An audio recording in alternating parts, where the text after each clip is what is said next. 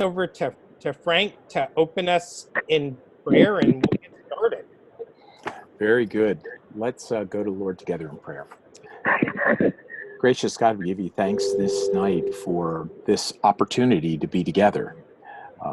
Through the wonder of technology, Lord, we come to you as your sons and daughters, and Lord, with a common heart and desire to see your ministry move forward in the communities where we serve and in this region that's an important part of our family. We pray, God, tonight that as we talk about the ministry we share is this region called ABCOPAD, that you would bless us with your presence, and that, God, you as well would guide and direct the conversations that we share. Thank you, Lord, for each person that's a part of our time tonight, and may you be honored by the things we say and do, for we ask it in Jesus' name.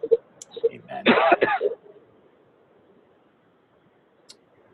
Amen. So I think what I wanted us to do is not the associates or the auxiliary members. You all will get a chance to introduce yourself as you present. But if you're one of the new pastors, I wanted to get a chance to hear your voice and to meet you. So if you're one of our new pastors involved in the orientation, if you could take a moment and give us your name, where you're from, and the church you serve. Okay?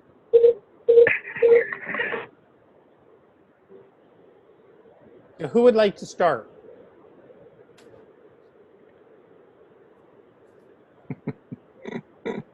Pick a Mark. All right. So the first name I see is Pastor Mike from Crafton. Would you like to introduce yourself? Okay. I'm from Crafton, and my current church is First Baptist Church of Crafton. And where do you come from, Pastor Mike? Well, I live in Ingram, about 3 blocks from about 5 houses from Crafton. So I'm just 1 block out of Crafton, 3 blocks from the church. And are you a Pittsburgher, or did you grow up somewhere else? I grew up west of Pittsburgh, and I'm living a little bit closer to Pittsburgh now than I was. But I've lived some other places. Perfect. Well, we're grateful to have you on board tonight, so thank you. Pastor Debbie Marker, want to tell us where you are serving and a little bit about yourself? Well, I'm serving at Hughesville Baptist, and I live in Montandon. Perfect. And I'm looking for a place to live. Gotcha. Pastor Debbie, this is Pastor Debbie's first call to ministry, so she's getting settled in at Hughesville. Might be helpful, Mark, for folks to say where, like in Debbie's case, where Hughesville is. Yeah, please. Pennsylvania and Delaware. Oh, Hughesville is not far from Williamsport. So if you know where Williamsport is, it's not too far from there, about 20 minutes, maybe less. Close to Picture Rocks. Yeah, 2 miles from Picture Rocks. Everybody knows where that is. Well, I saw an apartment there today. That's how I know where it was, but it was too tiny. Gotcha. Housing is cheap in Delaware.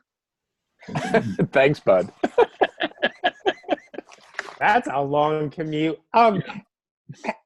Pastor Scott, would you like to tell us a little bit about yourself? Gladly. Hello, my name is Scott Cunningham, and I'm part of the Franklin Park Baptist Church, which is located in the suburbs north of Pittsburgh. It's my home church, and so I have the privilege of being asked to provide some ministerial leadership in my home church, which is really quite an honor. So I'm currently a student at ACTS, 3 semesters down and 2 more to go, and looking forward to getting back into my studies and achieving ordination. Awesome. Thank you. Pastor Mike from Punxsutawney. Hi, Pastor Mike from Punxsutawney. My church right now is First Baptist Church of Punxsutawney, and I've been here for about a year and 3 months, and I've been living outside of the state of Maine for about a year and 3 months. So before that, 40 years living in Maine. So this has been a little bit of an adjustment. So balmy winters for you, Mike. Yeah. I was still out walking in shorts and a t-shirt today, so. Well, I knew that quite a few of our new pastors were otherwise occupied, so we're recording this for them to view later. But if you're a new pastor and I haven't called your name, if you would like to introduce yourself to the rest of the group, that would be great. Did I miss anybody? I'm here, Oh, fellows. you're Apple. I made it. I apologize for being late. My apologies. No problem. So if you'd like to introduce yourself, tell us a little bit about who you are. My name is Jeff Riker. I live in Monessen, Pennsylvania. I'm going to be the new pastor at Elizabeth Baptist Church in Elizabeth, Pennsylvania.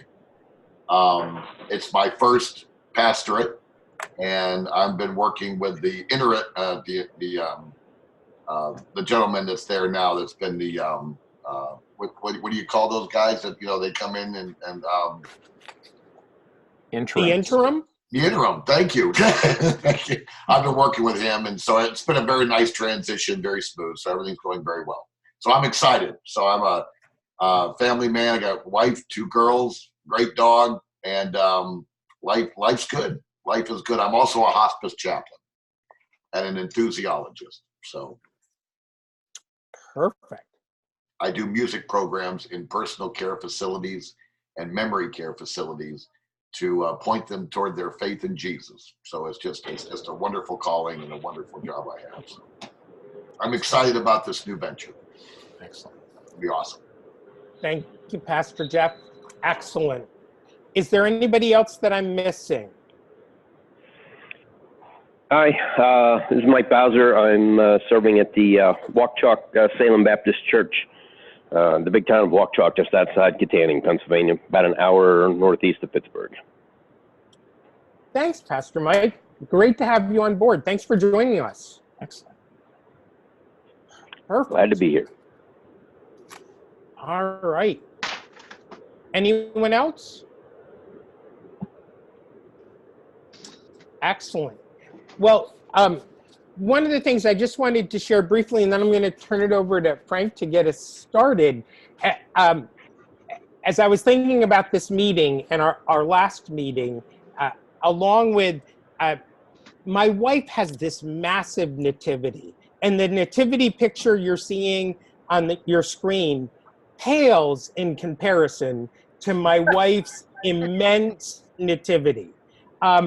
It would be, we have a 7-foot mantle over our fireplace, and it consumes the entire mantle, right?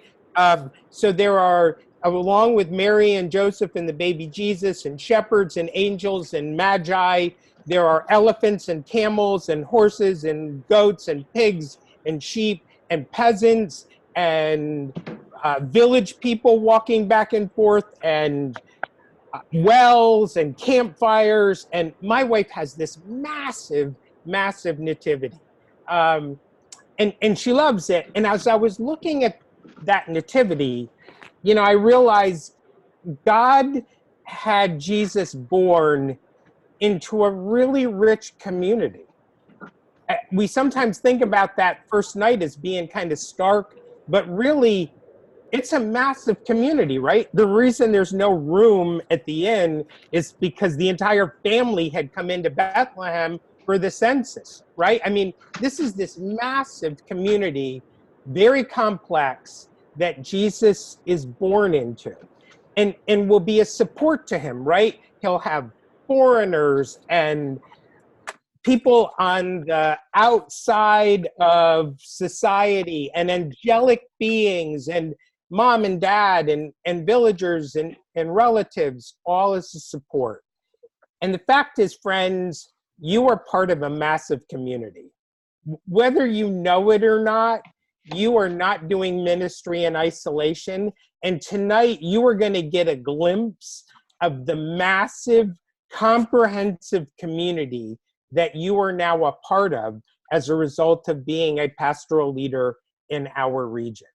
So hopefully this is like going to be a super fast flyby of all kinds of support and people that are available to you, but you're part of a really big community. So Frank? Sure. Thanks, Mark. And the last time we were together, we talked about kind of the overarching vision of the region, as well as then the staff of the region, the full-time staff that are a part of the region, and you got to meet each of those. Tonight, what we want to focus on is the ministry of our regional ministry associates, as well as those regional auxiliary groups that are a part of the ABCOPAD family. And again, like Mark said, you're going to see just how broad and expansive the ministry that we share together is. And hopefully, as we go through the presentations this evening, there'll be some places where you'll see puzzle pieces that will fit in ministry needs within your own life and context. And so that's certainly a part of our hope. To begin that process tonight, we are thrilled to be able to introduce you to the president of our American Baptist Churches of Pennsylvania and Delaware region. And that's the person of April Glunt. As a region, our bylaws and constitution have us have a regional president who is a lay woman, then we shuffle to a layman, and then a pastor, and then reverse and continue that cycle over again. And we're now in the cycle of having a lay woman as a leader, and April is quite a leader. So April, good to have you with us. Thank you, Pastor Frank. That's an old picture there, Mark. My glasses have changed a little bit. But I want to, first of all, say good evening to the pastors and to everybody else that I work with. Tonight, we come together to share different aspects of our regional family. As the president of ABCOPAD, I'm blessed to watch each of these presenters that you will hear from and how they do their jobs amazingly, giving us each different opportunities to grow, learn, and partner and encourage our regional family. My position as president is to pray, most importantly, for all aspects and all people in this region, and to help with the administrative things that you probably will never see, but helps keep the greater ABCOPAD family connected and partnering together. I hope as new pastors in our region, you will hear this evening different aspects of our ministry that can and pastor. More importantly, you might hear a part of ABCOPAD that could lead your church into a bigger and more meaningful and amazing relationship with God and furthering His kingdom. May this be an evening of learning and dreaming of what God can do through you and through your congregations that you serve. Each of you are in an association, and I would encourage you, if you don't know what your association is or who the representatives, you would connect with Frank or I, and we could get you in contact with them, because they're the ones that are to share when we have meetings our information. In closing, I hope to see you at Biennial 2020, which is in October, back in Altoona, and you see some pictures there of our board meetings, but I don't see anything of our facility we use for our regional family gathering. But again, that's in October of 2020, and I thank you for taking your time to be on this call to learn more about our region. Thank you. Awesome job, April. Thank you so much. And I hope that you get an opportunity to meet April and to come to know her not only personally, but to know her heart for ministry, because she is a deeply spiritual leader, and we're grateful to have her at the helm of our regional family. So if you have an opportunity, get to know April. April lives in the central portion of the region, not too far from Huntington area, and actually worships at the Mill Creek Baptist Church, which is just along Route 22 as you're heading west from Lewistown. So thanks, April, for being with us. Thank you. You bet, my friend.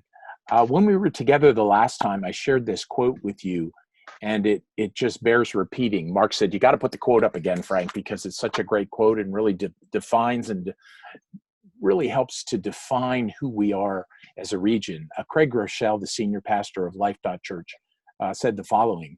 He said, the strength of your organization is often reflected in how deep into your organization you empower people to say yes.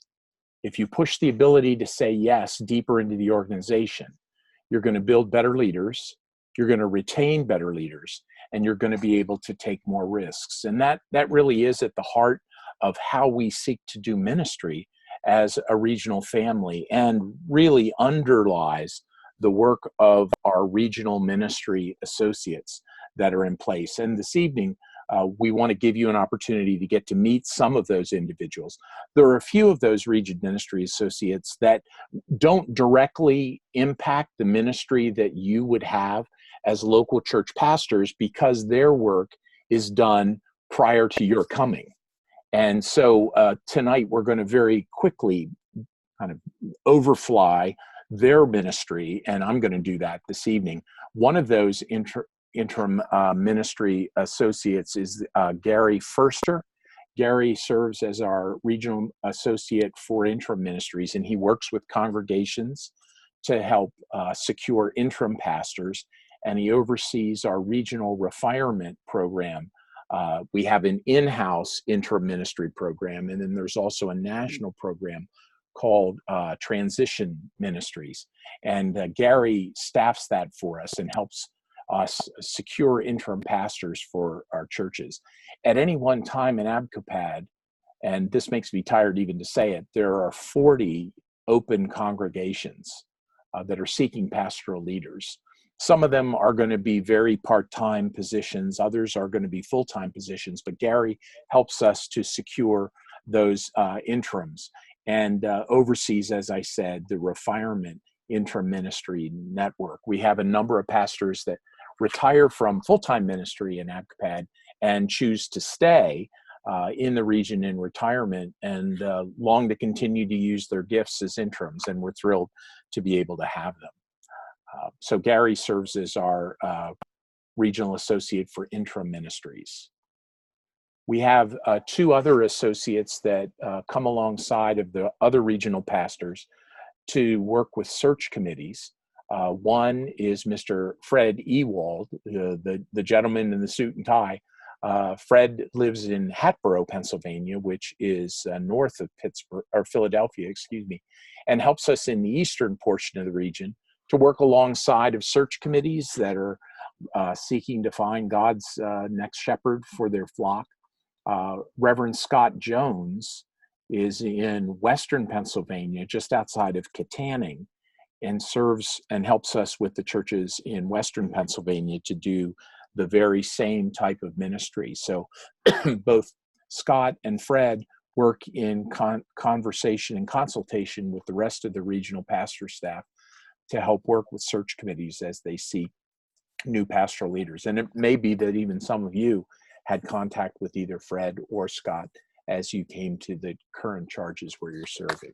So those are ministries around interims as well as search committees.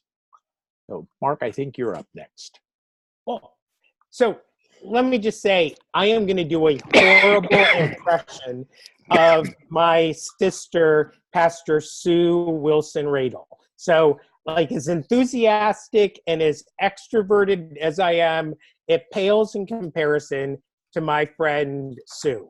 Pastor Sue's our regional associate for women in ministry, and she really has just embraced this ministry and gone all out to grow this brand new ministry. So part of, as she sees her role, it is to encourage, to support, to really have a ministry of presence with our women in ministry, to visit, and to provide resources and information. Ordinarily, Pastor Sue would be here. If you were to look on our prayer page, you would know Pastor Sue's dad passed away last night, actually yesterday. And so I even talked with her on while I was driving today, and she has been very overwhelmed getting all of the arrangements made for her dad. She wishes so much that she could be with all of you. But again, she really has embraced this ministry, and she keeps saying to me, am I doing enough, Mark? To which it's like, oh my gosh, you are doing tons. We're so grateful.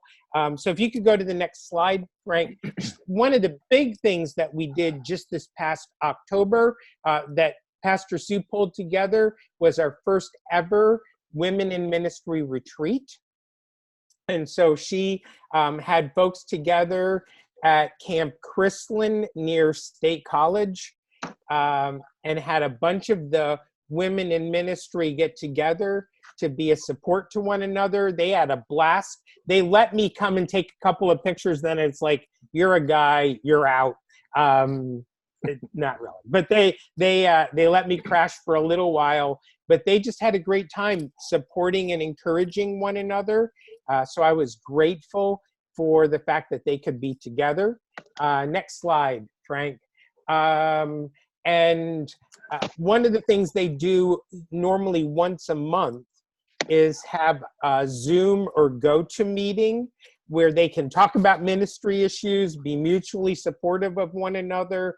So they try really hard to be an encouragement and a support, to be a support team. I know that Pastor Sue was at Pastor Debbie Marker's installation at Hughesville. She was just at Pastor Felicia at Tarentum, for Pastor Felicia Brock at Tarentum for her installation service.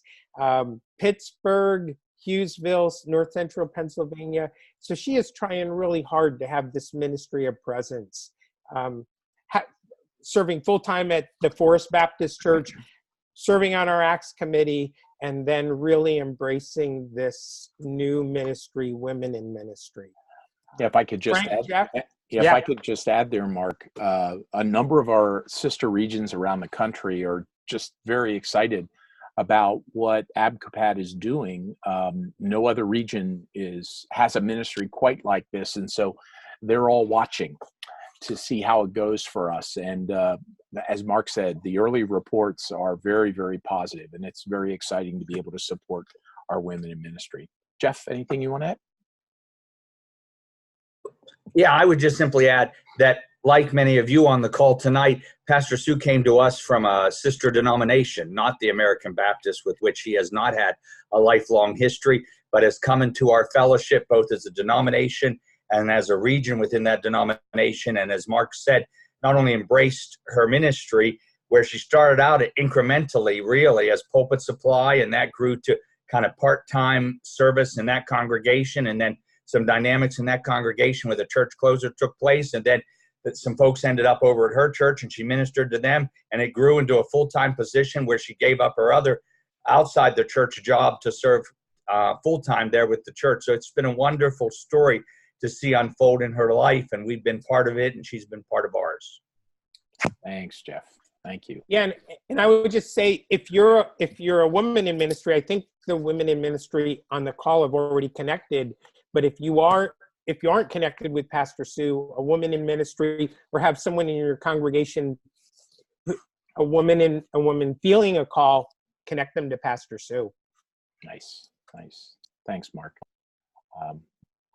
Moving forward, another one of our region ministry associate categories is around student ministries. And in this, the ministry is so large, we need more than one to be able to handle it. And we have 3 of our regional ministry associates on the call this evening. Woohoo! And just a piece of news to break to each of you. Our hope is that the region board is going to be considering the name of another individual to hopefully grow that group to 4, with the hope of having 5 across the region. And each one of these folks that you'll hear from tonight is in a different portion of ABCOPAD to provide leadership support for student ministries. So Josh, Chris, and Mandy, I'm going to ask you to come on and tell me when to push the button for the slide. I'm ready. So I think we want to introduce ourselves first. My name's Mandy. I'm also new to ABCOPAD.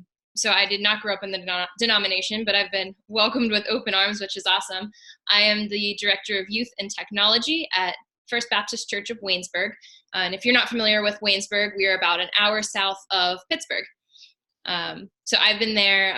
I graduated from Waynesburg University with a degree in student ministry in the spring, and then I started working at the church immediately after that. I was their intern for a while, and they decided to keep me, so it's been awesome. I'm getting married soon, so if I see you at the biennial in October, I'll have a new name, but I'm super excited to meet all of you. Nice. Thanks, Mandy. Hey, I'm Chris Hamilton. I am the youth and assistant pastor in First Baptist Church of Lansdale, which is about an hour northwest of Philadelphia. I've been here 6.5 years. I have pretty much grown up in ABCOPAD. Pastor Mark Masurgeon Smith was my camp counselor when I was in 3rd grade. So I've known Mark for a really long time, and yeah, it's a blessing to be a part of serving. First Baptist is my 2nd ABCOPAD church, serving full-time ministry. It's been a blessing to have the support and the connections, the staff, and just other peers within the ministry. And I'm excited to be here and to support and encourage others.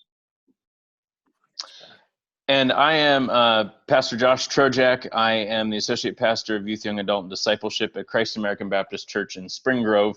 If you're not familiar with Spring Grove, we're about 45 minutes south of Harrisburg, sandwiched between York and Hanover, Pennsylvania. I have grown up in ABCOPAD.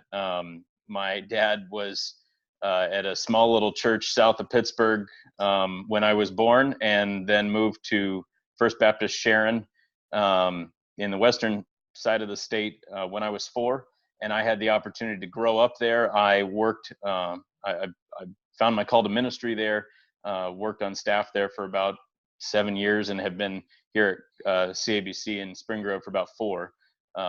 And so I've grown up in ABCOPAD, but I think one of the things that all 3 of us have in common is that we just have a huge heart for youth and for the people who take care of youth.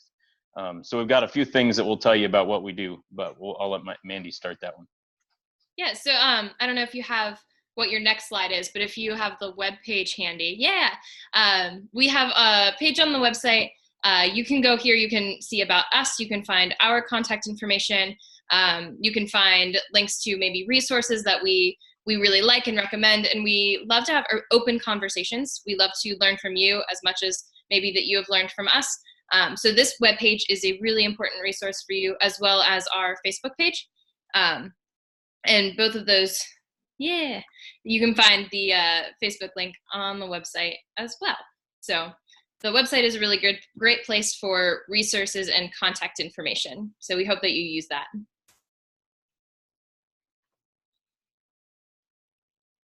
All right, so can I see the next slide? Sorry. Well, I'll tell you what I'm talking about, Frank, and I'll let you find it, or Mark. Okay. Every month, the last Tuesday of the month, we've been working on Zoom calls much like this. So we've been doing the last Tuesday at 6:30, where we gather around a topic, and it's not because Mandy and Josh, especially not Josh, know everything, but we just get together around a topic for encouragement, to share ideas, to challenge and encourage one another, to brainstorm different things. So, and I'm sorry, I'm having a blank now in my mind of recent topics that we've talked about, but I know things that we've talked about of how do we connect with students, how do we get into their world, how do we connect with their parents, especially in the midst of busy schedules and seasons. I know we just talked about the holidays. How do we celebrate that within our ministries and connecting with students? So it's all just different things. We come with things that have worked well. We've seen successes, and even to say, hey, I'm really challenged with this. I'm struggling with this. What can I do to help? And so it's just been a lot of fun to get together. And it's not just for paid full-time youth pastors. It's for lay leaders, senior pastors who are working with youth or have a desire just to connect with the students in their church, just to get together each month to do that. So it's just been really neat to have that. And the other thing I want to share, Frank, I think you might have a slide with camp information, various camps that we have within ABCOPAD, which has been great. So a lot of these camps are great resources to send children and youth, and it's nice because they all have programs, and so you can tag along and be a part there, or your church can have a place to send children to have an opportunity to meet Christ in the camping setting. Personally, this is where I want to be here with you today. If it weren't for camp, camp has played a significant role in my life and my faith. And so just great that we have a resource with a few different camps in our region to check out. So if you have any questions about the camps, feel free to reach out to me, Josh or Mandy, or see our webpage. Yeah, and the only other thing that I wanted to add on to what they said was simply that we're here to be a resource to you. As Chris very eloquently told you, I don't have all the answers.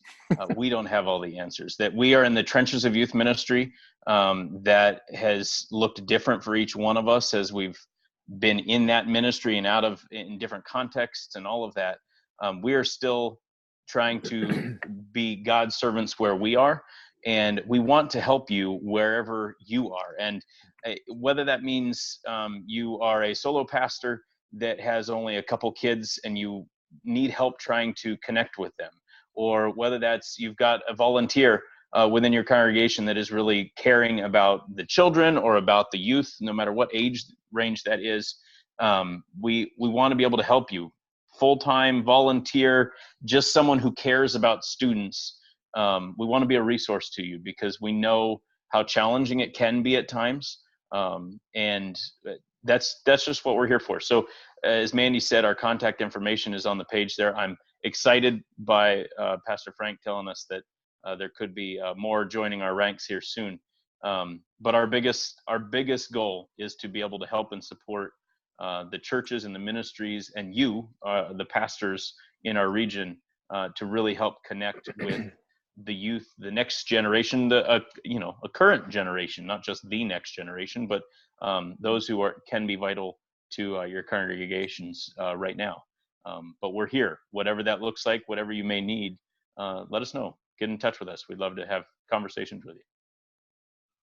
Thanks, Josh. Thanks, Mandy. Thanks, Chris. Appreciate your ministry. Appreciate you guys. They really are an awesome team. It's so fun. I get to host some of their Zoom meetings, and it is just always got a lot of laughter and fun, but also some really deep conversations. If you're looking for help with student ministries, they're amazing. They're a great group. Thanks, Mark. Nice. Thanks, guys. One of my favorite movies as I was growing up was The Wizard of Oz. Yeah, the monkeys didn't scare me. Was one of my favorite movies. And one of the lines in that film that's classic is Dorothy saying, "Toto, we're not in Kansas anymore," right? Well, boy, nothing could be truer than the reality that we are in challenging days in our culture for the church. And as the church, we need to be sensitive to some of those cultural challenges. And that's the role of ministry of our next area of focus. Our regional ministry associate for Protect My Ministry is Minister Valerie Black. And Val, I'm going to let you unpack that if you would. So can you come on and join us? Sure. Can you guys hear me? Hear you, sister. See ya. Too. Fabulous. Okay. As Frank has said, my name is Valerie Black. I am the Regional Ministry Associate for Protect My Ministries. Just a little bit about me. I have been a probation officer with the Lackawanna County Adult Probation and Parole Department for almost 21 years now. And in the process of doing that work, I have, as you can imagine, I have seen and I have experienced a lot of things, a lot of hurt, a lot of pain, not only in the secular world, but sad to say in churches also. As I said, I deal with Protect My Ministries, and and as the slide shows here, we we do background checks. We actually have a grant for that, so we can do them for you for free. The background checks. Also, we can help you form church policies. We are doing trainings. We recently had two associations, the Abington Association and the Pittsburgh Association, did active shooter training this year. Sad to say it is needed, and hopefully we will be prepared. I would like for every church and every association to be prepared, and hopefully it's something that we never have to use, but we have seen in today's society that it is a necessity. I'm a firm believer in being not being reactive, but being proactive. A lot of times in the church, we are reactive to things. And so I'm really trying to encourage the churches to be proactive about things. I don't want for us to have to jump into action after something has happened. I want for us to be prepared just in case. We are also in the process of working on sexual offenders training. I have spoken with the SVU detective for the Lackawanna County District Attorney's Office, and he has agreed to do sexual offenders training in order to prepare us as churches for what to look out for and what to see. Also, one of the things that has come up a lot as of late is sex trafficking. And I recently saw something online where a stewardess saw some things between a gentleman and a young lady that she thought was a little off, and she reported it, and come to find out that young lady was being trafficked by that man, being trafficked for sex. So we want to prepare everybody so that the church is a safe place for people. We are also working on a training regarding children and adults reporting abuse of all kinds. We are mandated to report abuse as leaders. And the church, as I said, should be a place of safety, a place where they can get the help that they need, where they are safe. And so as I said, I want the churches to be more proactive instead of reactive. Do we have another slide at all or no? Oh, okay, go ahead. And then we have one that has similar types of material on, but this is the important one for you, the contact piece. That's the one I want to get to. So that's my information. That's my phone number and my email address. Please feel free to contact me at any point in time. As I said, I am a probation officer full-time, but even if I can't give you all the information you need, I will respond and say, I got your email, and I'll try to contact you and get back to you when I get off from work. I am here to help. And one of the things that I also want to say in closing, everybody who deals with children should have a background check. I don't care about titles. I don't care about anything. Everybody should have a background check because it is a necessity. And we spoke about this, Mark spoke about this at the biennial almost 2 years ago about how here in Pennsylvania, how the Catholic Church, what has been going on with the Catholic Church, stuff being swept under the rug, stuff not being dealt with. We don't want for that to happen here in this region. We do not want for that to happen here in this region. So please reach out to me if you have any questions, any concerns. Even if you see something, I'll try to point you in the right direction of who to talk to report it. I'd rather us be too careful than not careful enough. I believe that we are required. God requires us to make sure that not only our children are protected, but everybody who comes into our church is protected and it is a safe space. So again, please reach out to me. Don't hesitate, and I will get back to you and try to help you to the best of my ability. Thank you. Well, awesome, Minister Val. Awesome. And what Val said there, we often say when we're with pastor groups is and lay groups as well. We say the expectation on the part of the insurer that insures your ministry as a congregation is that you have these protection plans in place. If you don't, and they discover that you don't, in all likelihood, you will lose that coverage. Yes. And so it behooves you as a leader to ask the questions of the leaders in your congregation as you're getting yourself established as a new leader. Do we have background checks in place? Do we have policies in place? And if you don't, here's the woman that you want to give a call to, or reach out by email, and Val will be happy to help you. She has a passion not only for the protection and care of children, but she also has a deep, deep passion and love for the kingdom of God. And she marries those two around this ministry. So thanks, Val. Thank you. Perfect. Thank you. So I get a chance to introduce my partner in crime, so to speak.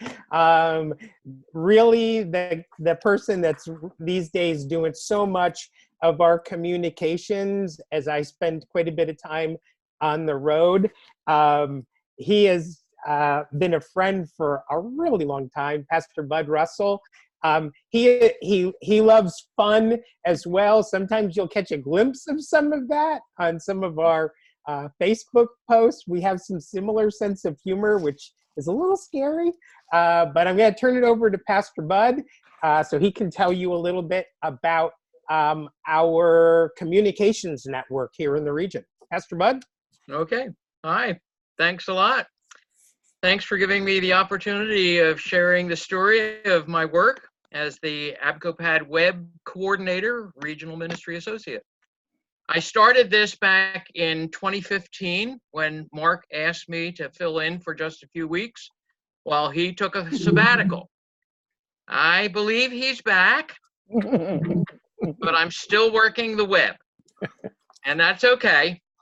I'm retired as an ABCOPAD pastor. I live in Lower Slower, Delaware, and I'm happy to maintain my connections with the region. Much of my time in this capacity is spent on maintaining our ABCOPAD website. In early April 2019, a complete renovation of the ABCOPAD website went public. The last major build of the ABCOPAD website was 10 years ago, and the website's appearance and functionality were quite outdated, and navigating through the site was both cumbersome and confusing. But now the new renovation provides church leaders and the general public with up-to-date news and information about regional churches and ministries. And as I administrate its day-to-day management, the website includes ministry resources, mission trip information, calendar events, financial reports, features on the blog, and a whole lot more. I lost count as to how many pages are actually available on the website. So each week, I send a constant contact update to 1,800 church leaders, which highlights and summarizes the additions and changes to the website in the past 7 days. Everybody that's on this call, should certainly be receiving this each Thursday afternoon. And if that's not the case, then please send me an email and I'll make sure that you're added to the mailing list. It's a helpful summary of what's new on the website each week. With the many benefits of effective social media, I also manage several Facebook pages. First and foremost, there's the ABCOPAD Facebook page. In the past year, over 1,000 posts appeared on the ABCOPAD Facebook page. These included special features and announcements of future events, as well as pictures and reports of activities all across Pennsylvania and Delaware. Oftentimes, our region staff posts these pictures, but let me say that anyone can at any time send me pictures and stories from your church, and I'll be glad to post and share these with the regional family. Most often, for the benefit of those not using social media, these posts are also added on our website at the ABCOPAD blog. In addition to the ABCOPAD regional website, there's the ABCOPAD Praise Facebook page, where prayer requests and praises are posted every single day. It's a great opportunity for immediate engagement in prayer. And again, each week I send a constant contact prayer update to more than 1,000 prayer partners, each summarizing the requests that were made for the past 7 days. There are, in fact, 11 different Facebook sites associated with ABCOPAD. There's ABCOPAD Serves, ABCOPAD VBS, ABCOPAD Student Ministries, and a whole lot more. And you can join and follow any of these Facebook sites. And I certainly encourage you to invite your parishioners to do the same.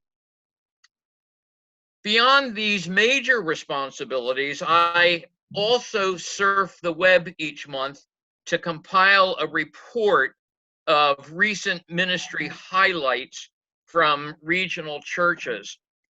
With 209 ABCOPAD churches having website or Facebook pages, that task can be rather overwhelming at times. In any case, the news that I'm able to retrieve are then printed in Notes and News, Thoughts and Views. That's our regional newsletter. And I'm just mentioning this because you can help me get your stories out. If I miss your website or your Facebook post, I'm sorry for that, but I would invite you to send me stories and pictures of your church life and ministry, your words and your work in the community where you live ought to be shared with others. It's a powerful witness to others across Pennsylvania and Delaware, and I encourage you to send me your news so we can get it posted and distributed to our sister churches. That's about it. I thank you for giving me the chance to introduce you to my small part in the region's ministry. I do look forward to hearing from you and sharing the great stories that come from all our churches in Pennsylvania and Delaware. Awesome, bud. Thank you, brother. Being responsible for congregational life and its entire spectrum from beginning to end, in my nearly 10 years of work here in ABCOPAD, over the years that has become a reality that there are congregations that start and there are congregations that close. And that in the responsibility of shepherding congregations through that final chapter in their church's life, there is both the legal and the pastoral roles that come into play. And I, at one time, was juggling both, but God saw fit to expand that ministry as the number of churches that went into closure expanded, and brought alongside our region the person of Reverend Carol Ross Irwin, who herself has been a pastor in Western ABCOPAD and has served and is serving as a chaplain in an institutional role, previously at Baptist Homes of Western Pennsylvania, and also now serving at a medical facility in neighboring Ohio, to where she and her husband, also an ABCOPAD pastor, live near the Pittsburgh airport. So I introduce to you Reverend Carol Ross Irwin. Okay. We're still figuring out what it is what I'm doing. But what I'm working towards, has the Barnabas caregiver. Barnabas accompanied Paul on his journey. That's what he did. And so what we know is that that churches and congregations, as they approach the end of their life cycle, where they are, need somebody to accompany them, has a supporter, as an encourager. And so what I look to do is encouraging the congregation to celebrate the ministry that they have had, to acknowledge the meaningful work that they have done, over the years, and to really focus on celebrating that, celebrating the life of the congregation, even though its current ministry and its current place is not able to continue. It doesn't mean that the work that they've done over the years has not been meaningful. And so what we look for is ways to celebrate that, to acknowledge it. So what do?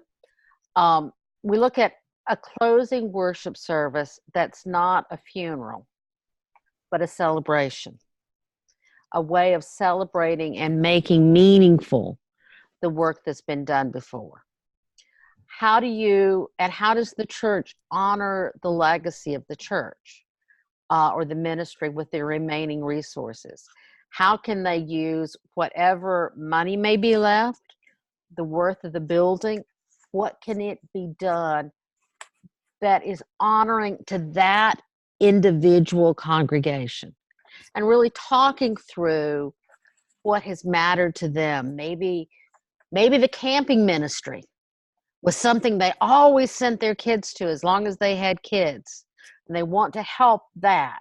Or maybe they did mission trips and they want to enable other people to do mission trips.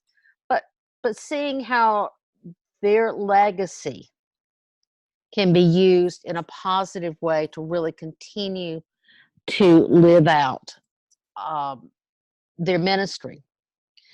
Another thing I'd like to do is reaching out to other congregations to help the remaining members connect with the other church, so that when that congregation closes, it doesn't mean that those individuals feel like they have no church, no place to go.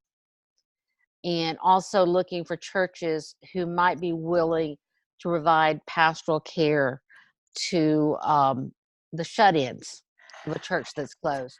You have some people who are not physically able to establish new relationships. And then helping the people to grieve. Grieving's not bad. Grieving is reality. Grieving happens when we lose something that mattered to us. And so when a church closes, for whatever reason, there is grief among those who are left behind. And if you don't deal with grief, it continues to impact your life if you don't acknowledge it and deal with it. And that's one of the things I hope to do with churches who are going through this very difficult process. And, you know, the earlier I get involved, the better. Nobody wants to need me. I got that. Nobody wants to need me, and I understand that. But churches close in different ways and in different times, so we don't have a standard way of helping them through it. But that's what I'm here to try and help with those congregations who do reach the end of their life cycle, that it may end. It sounds strange to say, but that they may end in the healthiest manner possible for the kingdom. That's what I try to do. Thank you, Pastor Carol, for coming alongside, desiring to come alongside of churches in a very painful moment. Just as you do in ministry with individuals, that same need is there for congregations, and we're grateful for your efforts in that way. Thank you. Thank you. Jeffrey, I think you're up to do the next intro, brother. And Actually, I am, but the person who is to come online to present is not with us yet because of some family responsibilities. So he will be with us very, very soon. But before we do that, since we've now covered 7 different areas of ministry here in ABCOPAD, facilitated by various associates and adjuncts, we thought it would be good to take a break, to take a breather, to allow all that information to kind of get in there, and to just pause and ask if any of you have any questions that you would like to ask. Maybe you heard something but was not covered as fully as you would like it to be, or maybe you heard something you weren't sure you heard it right, and so you'd like some clarification or elaboration. So you can unmute yourself and put yourself into the mix and just lift up what it is that you would like to know, and one of us online will do our best to answer that. Are there any questions out there from any participant in this session this evening? Pastor Jeff, I just want to make a comment. Yep. I just want to say I am very, very excited about Pastor Sue's ministry with the women, the clergy women. I think that is one of the best things that I've seen come along in a while. And I'm really excited about it, and I'm excited about being a part of it. Thank you, Pastor Deb, for that affirmation. Pastor Sue, as Mark said, is really disappointed that she cannot join us this evening, obviously, but in light of her family circumstances, that's where she needs to be ministering to herself by being with them, and to them by her being available. So, but she would be blessed to hear that, because of the importance that we clearly not just say in word, but the region is clearly said in deed by making this position available to women in ministry, and the work that you and they are doing throughout churches here in ABCOPAD and across the country as well. Well, and I also want to say, and it's a testimony to you guys as our regional pastors, to have the want to help women in ministry, and to have a lady in charge of that. I think that says a lot for you guys as well. And so thank you. Thank you. Thanks. Thanks, Deb. Anyone else? Anything else you'd like to bring up for consideration, comment, question?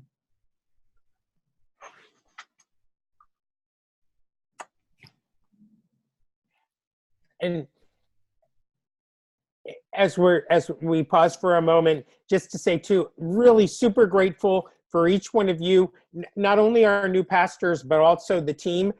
This is really a pilot that we're trying, doing this online. Grateful because I've been receiving and sending text messages to members of the team, and they've been super good about saying, shall I hang out and answer questions if needed? So that our team really is committed to serving and to trying new things. So really grateful. Is there any other questions? If not, Frank, we're going to kind of skip Pastor Rob and come back to him in a little bit. Are there any other questions before we move on? Again, we've got time, and I also want to say I've been warning the team throughout the week to keep their messages brief because we had such a limited window to get this done, and so far they have been amazing staying in their windows. I cannot believe it's only 8 o'clock. They have been incredible. So are we going to have time, Mark, to cut out snowflakes? Is that part of the plan? I don't. We are, for sure. So super grateful. Any other questions before we move forward? We'll come back to Pastor Rob. All right. Super. Okay. If not, then I have the privilege of introducing to you 2 women in ministry. One is Pastor Christy Wise in Western Pennsylvania, down there in the same town and community that Mandy is serving, but a different congregation. And Pastor Ruth Moore, who lives in Altoona, but who lives in Harrisburg area, but with her husband, Pastor Keith, shepherd a church in the Altoona area. Both of these colleagues in ministry have roles and responsibilities associated with our regional school of lay ministry, with which over the years has undergone several transformations and incarnations to what it is today, a unified region-wide online training school for individuals both within ABCOPAD and individuals from other American Baptist regions across ABCOPAD from coast to coast. So without any further ado, Pastor Christy and Pastor Ruth. Well, thank you, Pastor Jeff. And I, as chair of the council, just came on just a few months ago, and but I have not been new to the council. I've been on it for quite a while. I am somebody who acquired my ministry certification through what used to be called the CLI program, which was a face-to-face program. And Pastor Ruth's going to go more into detail about that.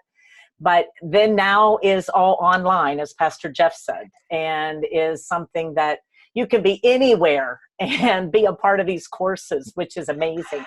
And one of the things that we're excited about, and that I'm excited about in leadership of this council and this school, is the fact that we have an opportunity to come alongside of you as pastors and as churches to help disciple people that are feeling the call to ministry. And we are able to allow them to be able to get their feet wet, so to speak. And we've had some students that go through the school, come out certified, become ordained, or then go on to seminary, whichever. We have some of all of the above from graduates from the school. So it's a great tool that has become valuable to our churches so that they can help other pastors to disciple the people that God has called into ministry.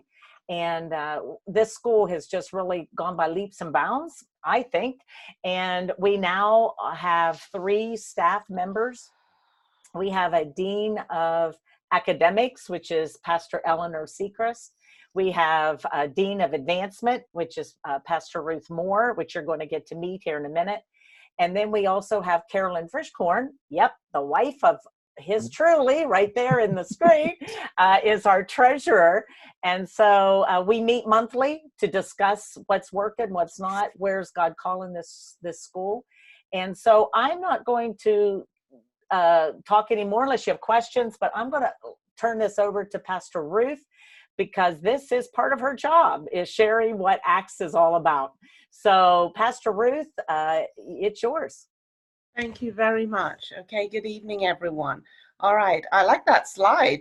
If you want to move to the next slide, I've never seen that one before. Okay, so Pastor Christy has already talked about ACTS, who we are. This is our website.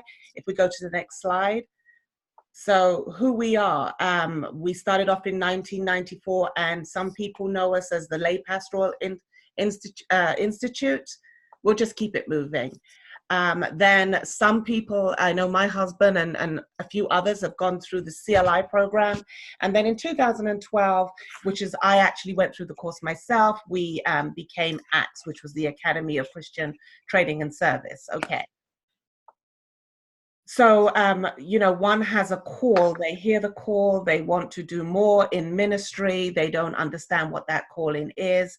And we pray that if you decide that it's not just for yourself, it could be for members of your congregation, it could be people that you know in lay ministry, that they want to understand what does that call mean. My goal is that ACTS becomes the tool that helps you decide through God and through prayer that your secondary calling as to what do you want to do in ministry. So as Pastor Christy alluded to, if you wanted to be a lay minister, you may go through the course and decide that, yeah, God is calling me to pastor a church. And if that's the case, you will be aligned to a mentor. A few other things may happen. You may be doing some field trips to other churches to find out, is this really for me? I know that I'm fortunate to see when the names came up, I think there's about 4 or 5 people on this call today, students who are actually in our program currently, and I know 1 or 2 who have left the program but went through the program. Okay, and then this gives you an idea of the classes. There are 10 classes. The majority go over a 12-week period. There are 2, which is missions and evangelism, which are intense. And they are just a Friday evening and a Saturday all day. But from the feedback that I've been given by the students, they find that this information, what they have learned, they find it invaluable. I've had some students who have contacted me who went through the program with me and before me, who said that this has really helped them as they've gone on to the next stage to be to go to university, because some have chosen to go that way. But like I said, if you felt that you had a call to ministry and you wanted to stay within ABCOPAD, then you would go through a few more steps, and you may, through various processes of elimination, become a pastor of a church within ABCOPAD. So it doesn't mean that you have to go to the route via university. And then on the right-hand side, you see the tracks, the different types we have. As I said, the CLM, there is a youth ministry, which is something that we discuss. And then we have the Christian studies. Some people believe that they just want to take these classes because they want to be a better deacon, they want to be a better school, Sunday school teacher, they want to do better at missions, evangelism. So they decide to take the tracks with that track without going into CLM. And some just do this for personal enrichment. They just want to take one or two or maybe more of these classes, but they don't want to go through the 2 years. And the benefits, I always joke about this one because I find what's great about this. I know sometimes when we have classes on a Saturday morning, I like to tell people in advance that if they're going to do preaching, if they're going to do a paper, they had better get their lipstick right, they had better get the rollers out of their hair, they had better get their pajamas off, because they are going to be on screen. But the good news is that you can roll out of bed and switch your computer on, any smart device that you have. I don't encourage that you use it in your car while you're driving, but I do understand that sometimes people, in order not to miss a class, have to get from A to B. So as a passenger in a vehicle, they take advantage. And that's the flexibility of the class. The costs are good because you don't have to drive to a class. It helps you improve your technical skills, because moving forward, you know, going into the pulpit nowadays and teaching Sunday school and so on, there's a lot of technical mediums and audio that you have to start using. So this is a great way to learn. And it's not the same as downloading your information online when you're doing online school. You can actually see your professor, you can talk to your professor, it's real time, and there is interaction.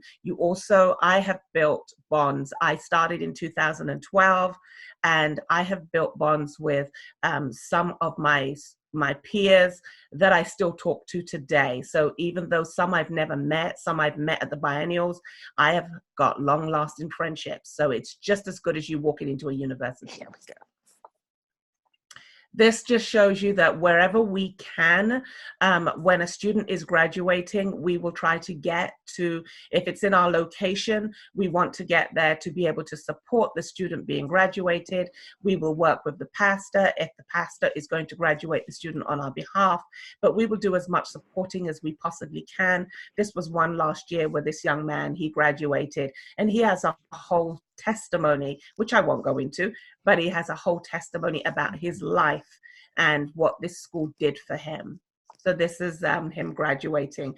And I wanted to share this because I think it's very important, the demographics. We are culturally inviting. This is a photo of me and my peers. We have a vast number of different cultures, absolutely male and female, all equal. I'm proud to say that we have gone further than just Pennsylvania and Delaware. I made it a point when I started, I think I said this to Pastor Frank, if we're online, we have to truly be online. We have to reach outside of the box. And I'm proud to say that we have students from Montana, Colorado, and Ohio, and we have professors who are in a different time zone. So this works really well.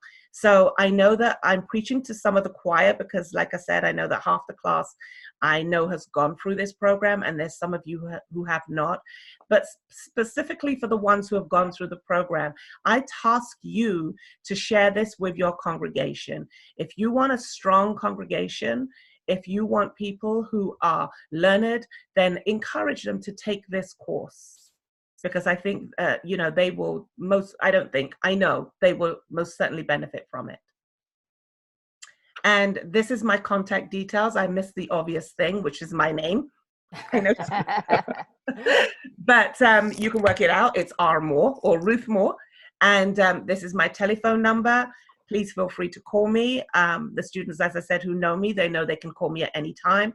If I'm not available, I will call them straight back. This is my email address, and the website with all the information, downloading registration forms, the calendar for the next 2 years is up on that site. So go ahead and I invite you to have a look at the website and look at the information and then call me. Wonderful. Thanks. Well, what can I say about what they have said, except how can you be a project promoter if you're not a glad grad? That's right. I mean, that's it. I can promote it because I've been through it. Exactly. And you survived to Yes, tell the story. absolutely. And I will tell you this, although over the years I have gone through the classes about maybe 4 times each class, I learned something new every single time. It's like reading the Bible over and over again. There's always something you'd miss. Thank you, Pastor Christy, and thank you, Pastor Ruth, for sharing what clearly is a passion of yours, education for yourself, but also education for others. So we appreciate your presentation this evening. I look on the screen, as you're all able to do, and see that Pastor Rob Rice has joined us. And I get the opportunity to introduce him to you. He is a pastor, though he originates from southeastern Pennsylvania originally. He would be called to ministry up in north central Pennsylvania, first along the I-80 corridor in Berwick, and now in his present place of service, the First Baptist Church of Muncie. But Rob has been called to lead our leadership learning communities in large part because he is a satisfied customer of the initiative.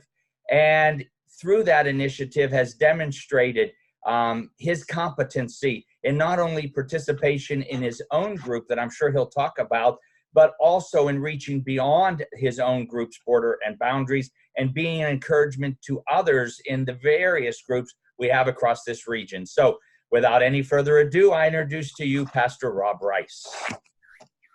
Well, it's good to be on the call tonight. I do not have my camera, and as Pastor Ruth was talking, I just realized that I don't have my camera because I didn't do my makeup. I've got rollers in my hair, and so you don't have the privilege of seeing that. But if you ask Mark, he found a picture online of that. He can send that out to you. But yes, I would say it's been a joy and a blessing to be part of the LLC ministry since its inception. When Kevin Walden was our regional pastor and introduced this program to us, I've been through it from the beginning, and would like to share some stories with you. But all those records are sealed and confidential, and some of those stories cannot be named. No, in all seriousness.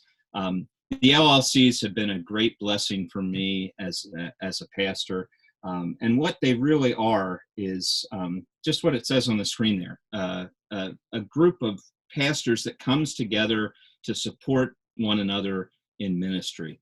I just selected some various photos of some of our LLC groups up in the upper right-hand corner is the newly formed Delaware Riverside LLC, which is an exciting thing that's happening kind of down in the southeastern corridor of Pennsylvania and into Delaware that Jeff Collins is heading up. A picture there from our recent LLC mentor conference call that we just had. And then, of course, had to pick a couple pictures of our group. But really, as I look at the LLCs and as I look at their importance, one of the things that is so important in pastoral ministry is having other pastors to support you. Because really in ministry, we are called to a unique task. And as much as our families can support us through ministry, as much as people in our congregations, like our deacons or elders or trustees or whoever your leadership team is, can support you in ministry, there are certain things in ministry that you can't talk about and that people don't understand unless they are down in the trenches with you. And so really the purpose is to avoid isolation, because isolation in pastoral ministry, you can go on Christianity Today or Leadership Journal or any of these churchleaders.com and read about what happens when you allow yourself to be isolated in ministry and don't surround yourself with other pastors to support you. So these groups are really meant to be just that, to support one another in ministry and to support one another in life. Mark, if you want to, or who's ever advancing the slides, if you can switch. The relationships between other pastors are designed to encourage not just learning, but fellowship and prayer for one another. And I share this picture. One of the things our group, God bless you, Frank. One of the things our group has done over the past couple of years is we're all sports fans, and so we've taken trips to various stadiums, and that's been kind of the fun end of the group. But just as I look at this picture, I see the lives of these guys. Dave Clock, who's working through planning a new church in the Harrisburg area, and all that entails. Scott Andrews, who's not a Baptist, but a Presbyterian minister down kind of in the central part of the state that felt totally isolated in ministry, had no support groups around him, walking through some difficult health issues right now with his wife. And then Chris Hamilton, who's journeyed from Wilkes-Barre down to Lansdale. And of course, he has to put up with Eric Crahansel as his senior pastor now. So a lot going on in his life. But in all seriousness, one of the things that we've been able to do is walk through life together. And it's so important to have people who understand you to walk through life together. So we've spent meetings having fun, a lot of laughter, a lot of finding joy. The joy of the Lord is our strength in the midst of struggles. We spent a lot of meetings praying and crying together with one another as we've worked through difficult things. And we've really taken these groups, and one of the things that I hope these groups are becoming is groups that aren't just, okay, we're going to come together once a month or once every 2 months and support each other, and then we're never going to talk to each other. But these are the groups that will form relationships that last and go beyond just the once a month meeting. As important as those things are, we're not just out here.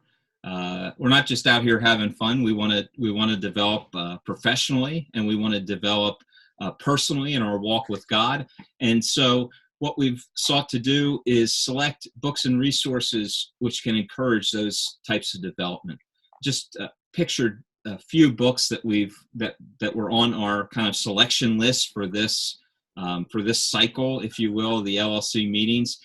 No Silver Bullets is a book that talks a lot about transformation and allowing us to see how God is at work in the church, and not necessarily going through the big changes or looking through that one quick fix, but shifting our thinking to see how God might lead us forward. Leading on Empty, I know, has been a great resource for so many people as it talks about the importance of guarding yourself against burnout and what you can do to renew your passion in ministry. Soul Keeping is a book, another along that same line. And then A.W. Tozer, this Rut Router Revival, has been one of my favorite books because it's one of those books that you read and it's like, boy, quit stepping on my toes. But it's one of those books that challenges you. And so what we seek to do in the LLCs is to read through these books and allow these books to encourage us, but also to be the jumping off point that we can have important discussions and grow in our own walk with God and in our leadership in ministry. So that's just a little bit about the kind of, I guess I would say, a two-pronged importance of LLCs.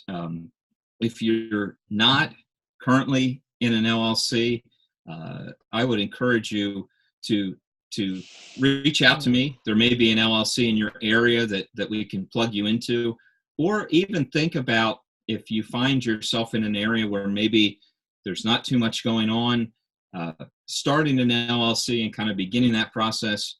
Really what you need to begin it is 2 or 3 other like-minded pastors that are interested in just committing to meeting together, encouraging one another, working through some books together. And I think it will be a great benefit in your life. And if nothing else, it will just help you through the hills and valleys that we face in ministry. So how'd I do on my time? Nobody got the hook out, so I think I must have been okay. Nope. You did fine, brother. You did great, brother. Yeah. Cool. Now I can cool down. I was just at my daughter's buzzer beater basketball game. That's why I was late. So now I can maybe breathe for a second. So. Well, and so you went to that with curlers in your hair, huh? Jeez. I did. Yeah. It's just, photos forthcoming. Well, thank you, Pastor Rob. I think I unmuted Pam Hughes, who is the president of our AB Women's Organization. It's my thrill and joy to be the liaison to that mission organization, and really so much of what we do regionally when it comes to mission comes out of the leadership of our AB Women. And so Pam, want to tell us a little bit about that ministry and the role that you play in that? I can do that. Can you hear me? We can. Okay, good. My name is Pam Hughes. I am from southwestern Pennsylvania. I go to Indian Creek Baptist Church. And for as long as I can remember, my grandmother and my mother were involved with the American Baptist Women.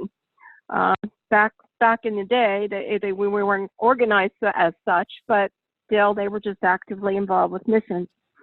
And I've enjoyed that for a long time. So when I was asked to be president, it was just something I was looking forward to doing. So this will be my last year. I will go out of office when we have our conference in May. And it's been a great experience learning to work with a diverse group of women throughout Pennsylvania and Delaware. They're all unique.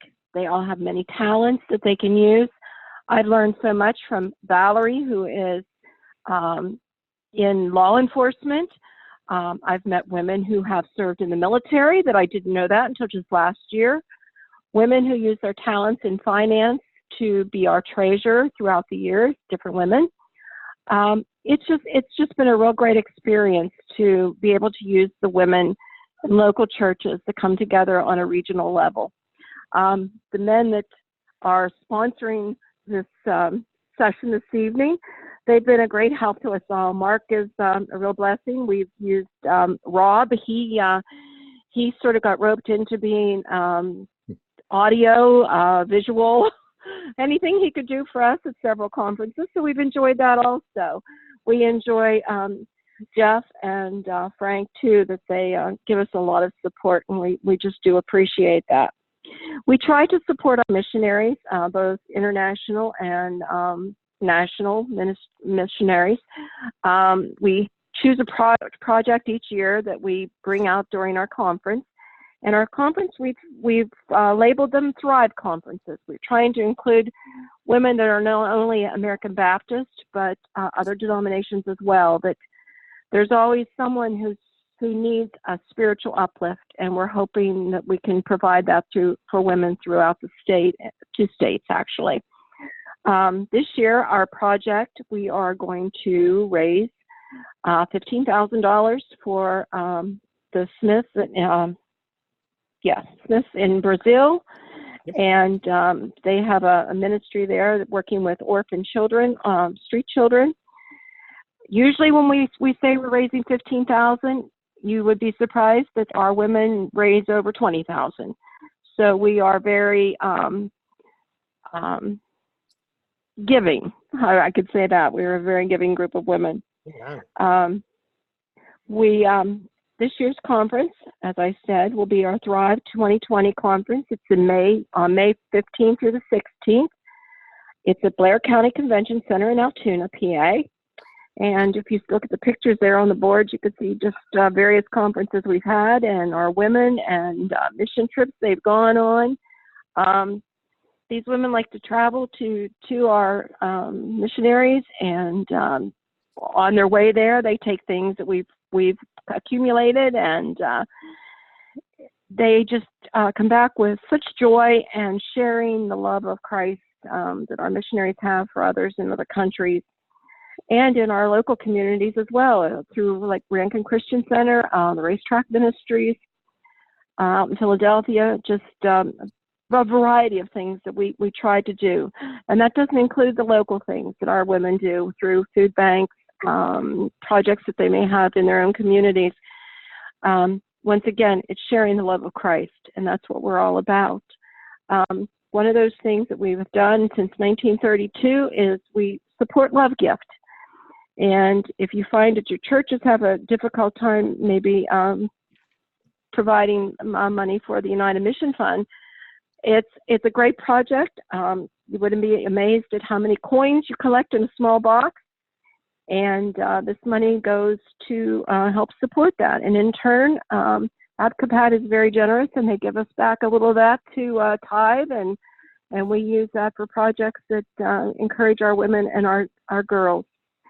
In 1932, there was a shortage of funds, and the women across the United States during a time of Great Depression were able to raise enough money to meet the challenges to keep our missionaries on the field.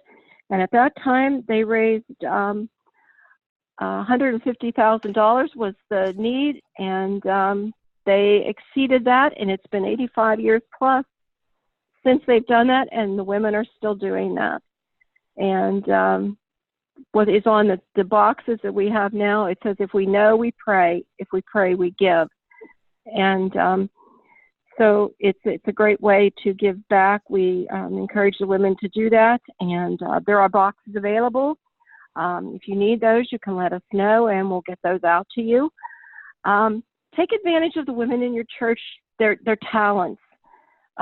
Whether they're young women with small children in their families, or grandmas or great-grandmas, they all have talents that they're just dying to use.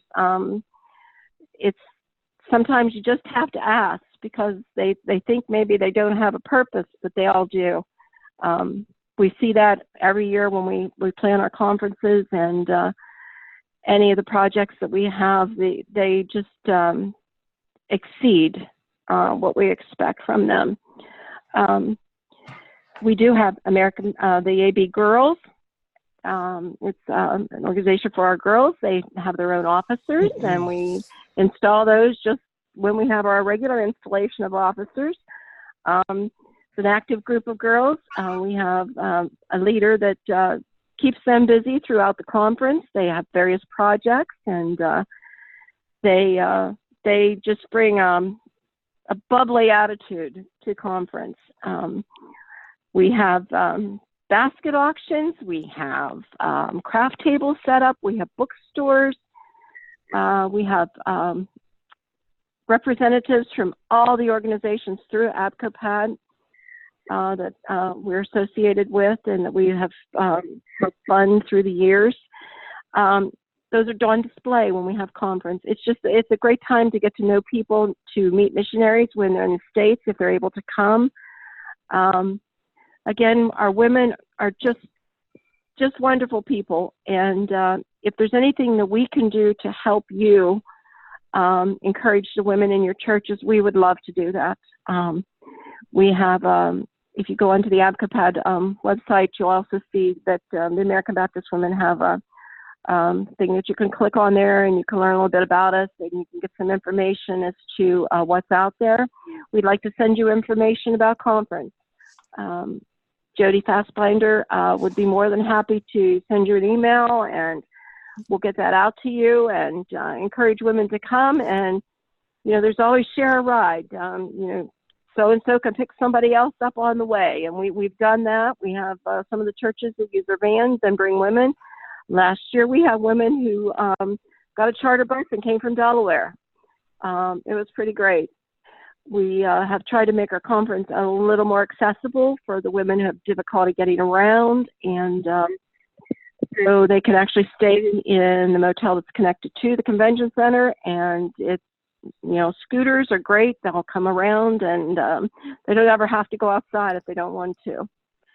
So if there's anything that we can do to help you, let us know. My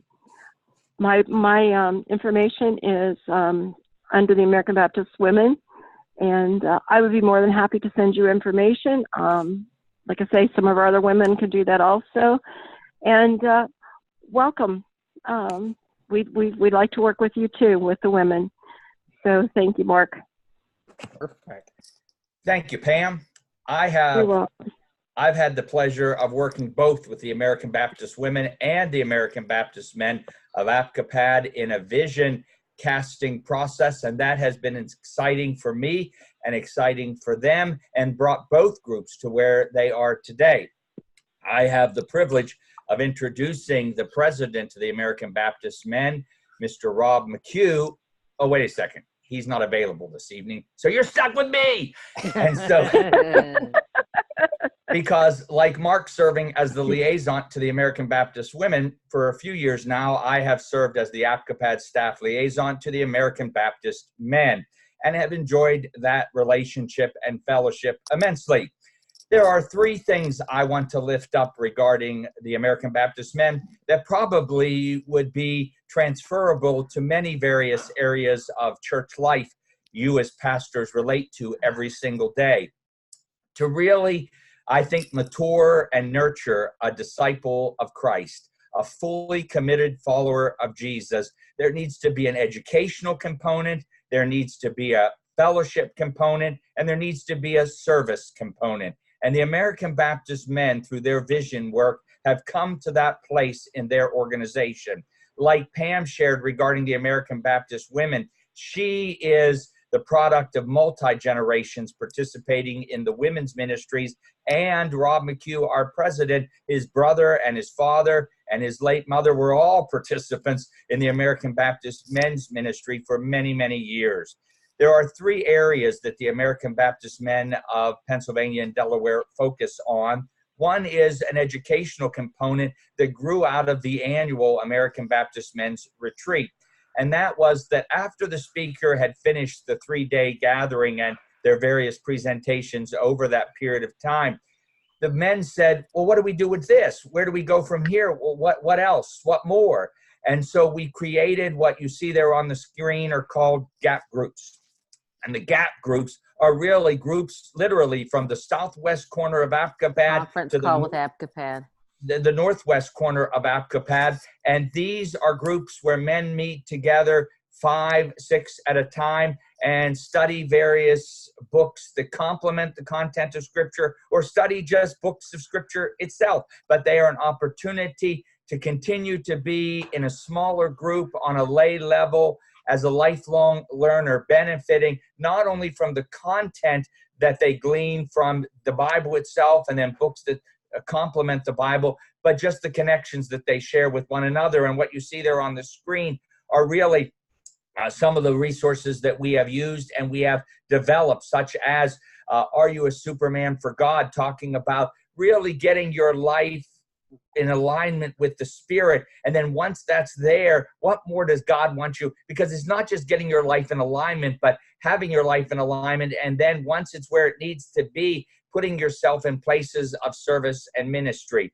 And that service and ministry plays itself out through the trailer ministry. And this is supported in part by our American Baptist Women. And just recently, the American Baptist Men did a large fundraiser to do some rehabbing of the trailers. These are literally tractor trailers that have been outfitted with tools and equipment to go into disaster areas and to reclaim those areas. But the ministry of the trailers has now taken an expanded view and now not only do reclamation, but have now been outfitted through these funds that have been received to do restoration, to not just get in there and get all the bad stuff out. And they've done that for years, get mud out of basements, get trees out of roads, get mold out of houses. But they now will stay in those sites as well, working in partnership with our national American Baptist Men, stay in those areas and not just reclaim, but now rebuild. And so the trailer ministry will be doing that. Just recently, we relocated some trailers and will continue to do that so that they in ABCOPAD are in the most strategic places possible so that when they can be called upon, they can be sent. But while they're sitting there between those opportunities for service, they can be utilized by the local church where it's hosting the trailer or the association or just some congregations partnering together. And then the fellowship component of the American Baptist Men plays itself out through their annual 3-day gathering that I already spoke about, at least in passing, held at Shippensburg University.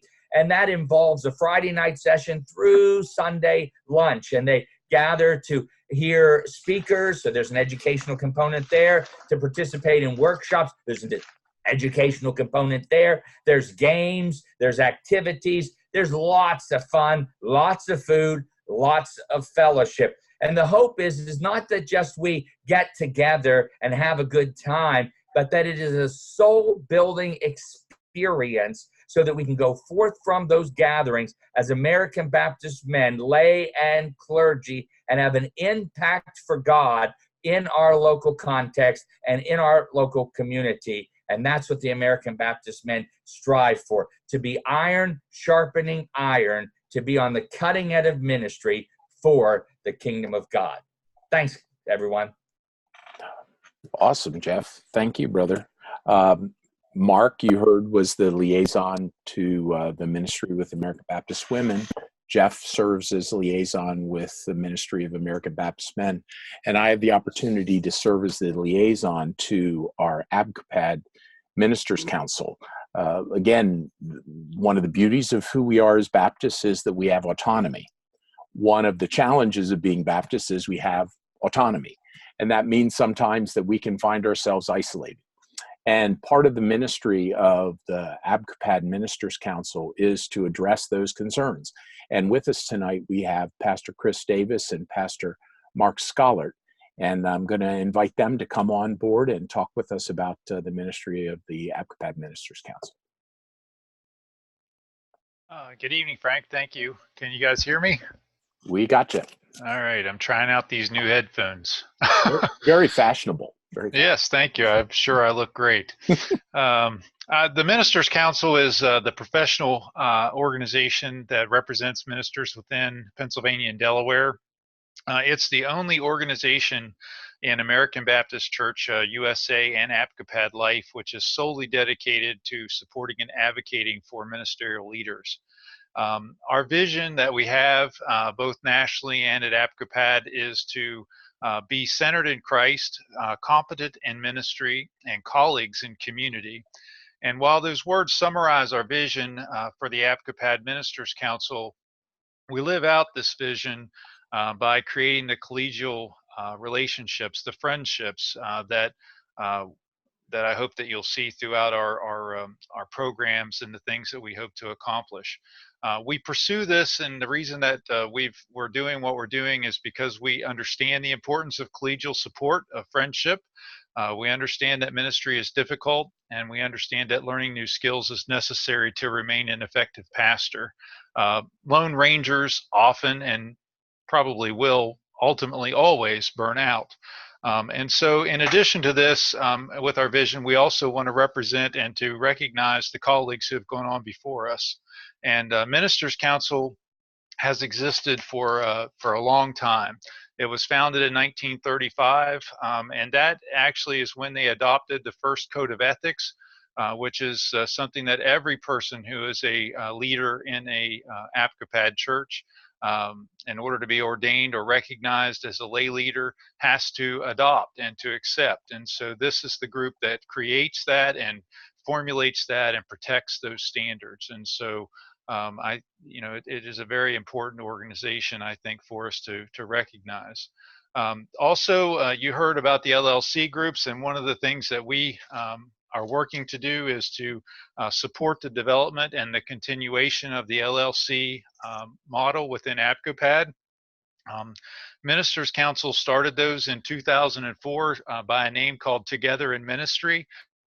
Nationally, they were founded with a grant from, I think, the Lilly Foundation, and there's still funds available from the Ministers Council for LLC, Together in Ministry groups, whatever you want to call them, across the country, but particularly we're interested in seeing the groups within ABCOPAD receive some of those funds. And so I'm privileged to have Mark Schollert. Mark is the second vice president. We have a couple of slides, I think, that will have our contact. You can see a picture there of all of us. Mark is the guy in the blue shirt there with the vest on, standing beside Val, and some other faces I'm sure that are familiar, Frank's. And But we're a very diverse group of folks. You can find our information on the ABCOPAD website, which we're very thankful to be included in. There's contact information there.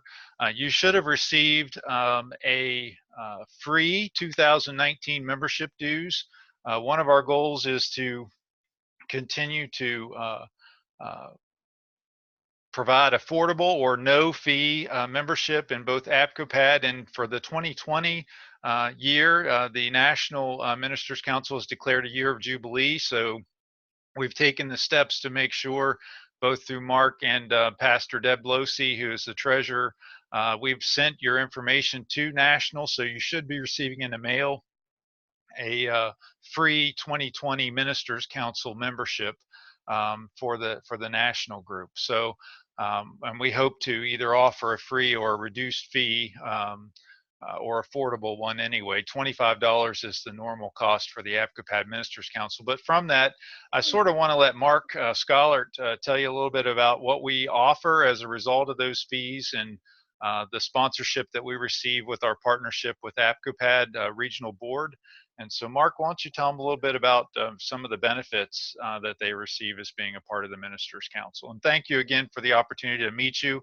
I hope to see you as we go through some of these events that Mark's going to tell you a little bit about. Well, it's a pleasure to be a part of this little Zoom chat tonight. And if you want to just go to the next slide for us there. We just want to come alongside. I think everybody's touched a little bit, and especially Pastor Frank did, as he kind of introduced our part about the difficulties that we have with our polity, and also the joys we have with our polity, because we have that freedom. But we've got to build healthy partnerships, and that's definitely a complicated activity in the season that we live in our lives. Recently, I heard a podcaster say that there's a lot of BS in the church. There's the busy and should have.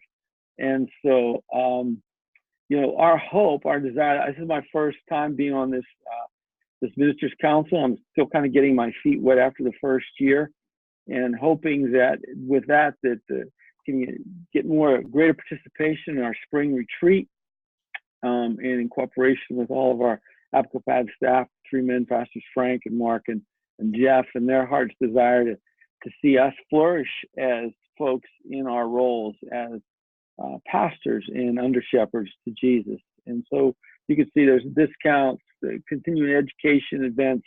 If you listen to the Acts presentation and you're trying to figure out how to fan the flame in somebody's life in your congregation that's hungry, I think it's an awesome way. We're going to be incorporating that here in Monongahela. And I just think it's a great thing if you would consider 2 or 3 people and get them around a computer screen and take the class together.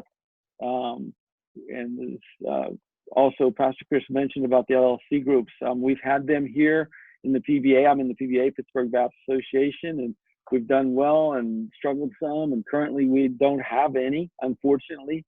But these are the kind of things that we hope through the Ministers Council that we can be an encouragement to you, and you know, just kind of flesh out more and more this season of. I think about isolation a lot, you know, and we used in that first slide about Hebrews chapter 10 about encouraging one another in love and good works, and strengthen each other. And I think today you can isolate yourself through social media by having a lot of fake news, as well as you can isolate yourself by ignoring social media.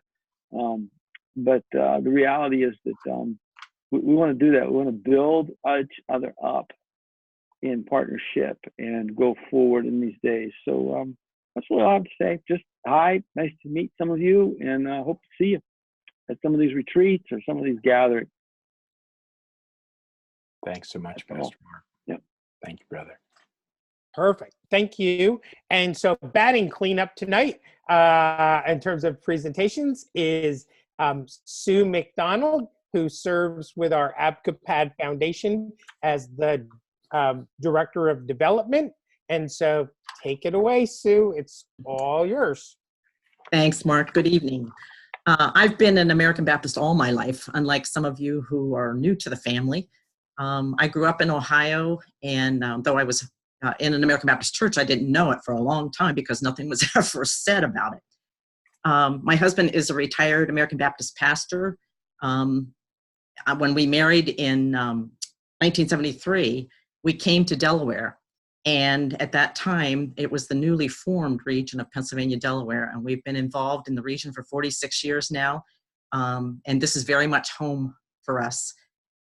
We currently live in Honeybrook, Pennsylvania, which is just east of Lancaster. And we live at the Telhigh Retirement Community. Over the 46 years, much of my time has been spent with American Baptist Women's Ministries. My spiritual growth and leadership skills have been developed through my experiences in women's ministries. And I continue today to mentor women across the region as I work with the ABW Board of Pennsylvania and Delaware. Since 2008, another hat that I wear is to help with the ABCOPAD biennial leadership that you've heard mentioned a couple times tonight. In 2008, we moved the biennial leadership to the Blair County Convention Center in Altoona. I've been coordinating the details with the staff at the convention center over the past 12 years, as well as with the hotels that host us while we're there.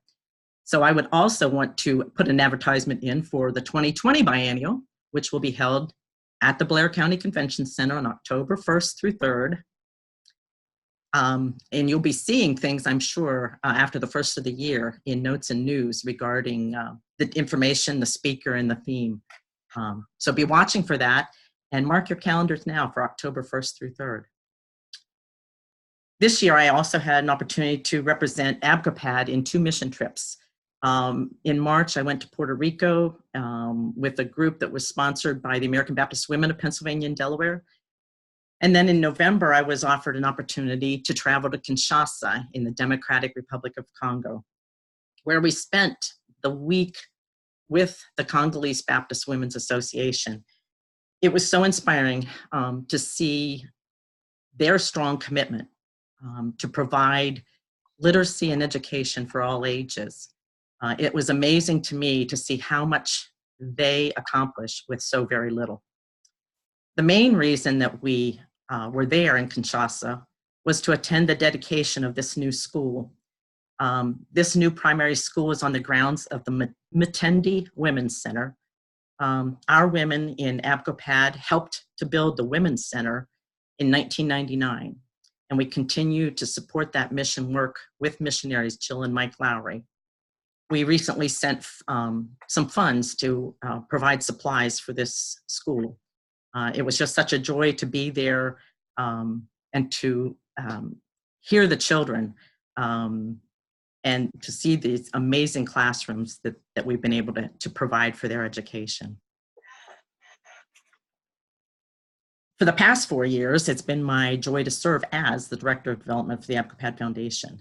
The foundation was formed in 2012 when the region board made the decision to move their funds to the National American Baptist Foundation for investment and management. We partner now with the American Baptist Foundation to provide resources for congregations. We all know that it takes money. That ministry won't happen without money. And yet the topic of money is the one thing that makes us all uncomfortable. However, the reality is we all need that money in order to do ministry. The other reality is that only those of us in ABCOPAD will support ABCOPAD. It's not likely that anybody else is going to be giving to ABCOPAD.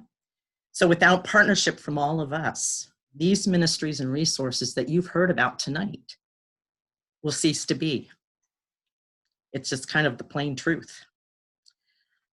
I want you to know that ABCOPAD Foundation is available to help you and your congregation to strengthen your financial future through planned giving seminars, creative stewardship workshops, ways that would help you to be able to plan for the future so that the ministry of your community and your church can continue into the future.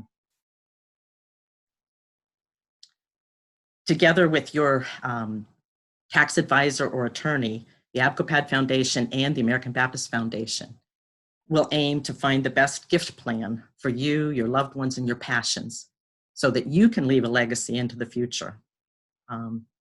And sharing the good news of Jesus Christ can continue. Every team needs a cheerleader, and I feel like that I have been, or love to be the cheerleader for ABCOPAD. This team that you've heard from tonight are very special people and work hard to resource you, your congregations, to come alongside you and to partnership with you. And it's a two-way street. So we look forward to hearing from you if we can be of any help to you.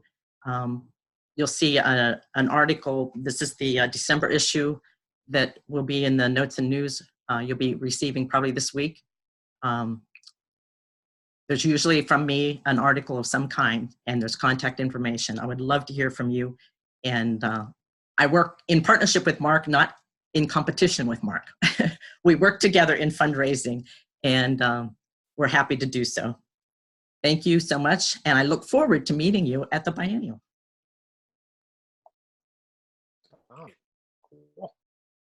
Thanks, Sue. Thank you. Well, Sue led us in very nicely to the next slide. As she was saying, thank you. You didn't even know that, probably. But as she said, it is a two-way street, and there's been a lot that you've been receiving tonight and in the previous session. But there's an important role that you can play as well in being able to share some of the volume of resources that you've experienced during our time together through the ministry of the region. And you can become our eyes, our ears, and a mouthpiece for the good things that God's doing in our midst and the ways that we can be helpful and support you in your ministry.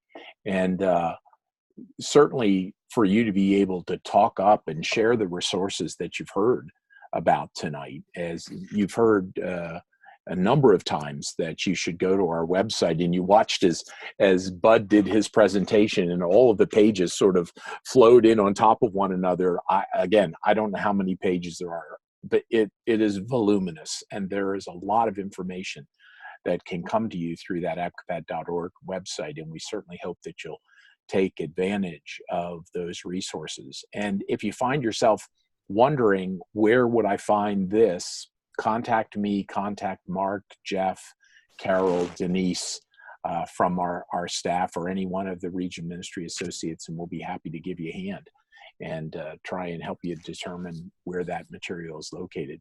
The monthly Notes and News newsletter is another great way for you to keep apprised of the information that is the latest and greatest from the work of the region. We try and do a couple of things through that newsletter. There'll be articles by each of us as staff that are a part of that. Some that are very pointed and very specific about resources and contributions around the ministry of the church today, but also us sharing our hearts about the passions that we have as people, because just as much as we may be professionals, we're also God's children, and we have a heart for ministry and mission, and we want to reveal that to you in our time together. So we certainly hope that the Notes and News newsletter is helpful to you. And golly, Facebook. Facebook is available on a variety of levels, as you heard, but our primary Facebook page is designed to show movement in ministry and for you to get a sense and a flavor of what it is that we're about, both as regional pastors as we serve, but also to our wider regional family as they're out and about in ministry and mission. Mark, I'm going to let you take the next slide if you could, and I'll let you talk about that, or Jeff. So there are always events coming up, and you can check on our regional calendar, check our Facebook page, contact us. There are always things happening regionally. As you've already heard from some of our auxiliary groups, retreat events, there are mission trips, there are trainings. So just be watching our Facebook page and our website, those web updates that Bud provides, for opportunities. And if there's an event that you think we ought to have, please contact us, and we'll see if we can put something together. So we would love to do that. Jeff, thoughts? All good. Cool. And I'll take this one too. And just to say, these days, there are all opportunities to give. You folks really are gatekeepers in so many ways for offerings that take place. Our regional offering, as Sue pointed out, partners in ministry, but all that other stuff. Funny thing too, we are hearing from some of our organizations, they used to send packets of information to the church that maybe your mission coordinator received and knew it was that window of opportunity. Everyone's trying to save money. People are not printing or mailing that stuff as much. Sometimes you have to request it. So if you've got questions, contact us. Bud is really good about putting up the current mission opportunity, mission giving opportunity. But if you got questions, there's all kinds of stuff in that seasonal rotation that's available. So guys? I just want to say we want to thank you all for the privilege of your time. You could have been doing a whole bunch of other things this evening, I'm sure, especially during this very sacred season of the year. Stuff piles up, but you made the commitment to be online with us this evening, both the new pastors throughout our region, as well as so many of our adjuncts that were available. And again, I genuinely mean that on behalf of your regional pastors and our staff. We thank you for the privilege of your time. Amen. Amen. And as Mark mentioned before, we don't want to scoot away without encouraging you. If there are photos that you have of events that are taking place in the life of your church, gosh, we want to know about that. And we want to be able to celebrate that with the rest of the family. So take those photos on your smartphone, send them our way so that we can populate Facebook with them and be able to share that joy. And on the other side of the equation as well, if there are concerns that you have in the life of your congregation, if there are places that you're scratching your head and your heart is heavy and you're saying, gosh, I don't know where to go with this, we certainly want to come alongside you and be supportive of you in mission and ministry. So please don't hesitate to reach out to us. And because we are very serious about the partnership that lies at the heart of who we are as a regional family. And as Jeff said, gosh, we are just so grateful. And thank you for taking this time to be with us. And as Jeff said, in this very, very sacred season of the year, for you to give so graciously of your time is really humbling to us. And so thank you so much for that. And as we close tonight, we just wish each of you the most blessed of Christmas seasons, and that God would grant you power and insight as you bring forth the wonder of God born in our midst, Emmanuel, that you would just have a blessed and joyous Christmas season with the flocks that you serve. Mark, would you be willing to close us in prayer tonight? I would. And let me also say this as a token of appreciation. My hope is we are going to email you a Amazon gift card because you've put up with us for several hours. And so we're grateful, super grateful. And we should be getting you, I think those will be sent out via email, your gift card. But let's close in prayer, shall we? Father, I am just, as Frank and Jeff and each of our presenters has shared, super grateful for the new pastoral leaders in our region, for the partnership that they bring, the potential that they bring, for the leadership they're providing local congregations. Just so grateful for each one of the new pastors that is serving and that we get to partner with. And you heard, Father, the passion in each of our presenters, whether they're associates or auxiliary leaders, the desire to really make ministry happen in this region. Father, none of that's possible without you. None of that's possible without the gift of your Son, our Savior. None of that's possible without his sacrifice, without his death and resurrection. None of that happens were it not for you partnering with us in the midst of ministry to impact a broken world. So Lord, be with my friends, with the presenters bin, with all of those new pastoral leaders in the midst of this Advent Christmas season. May the blessings of the Christ child, the risen Lord, rest upon them and their ministries and be with us now throughout the rest of this season. In Christ's name we pray. Amen. Amen. Amen. Thank you, friends. God bless us, God bless you. everyone. Good night, my friends. Amen, friends. Good night. Good night, everyone. Night, John Boy. Night, Jim Bob. Night, Mary Ellen. Good night. Oh, Good night. Thank you.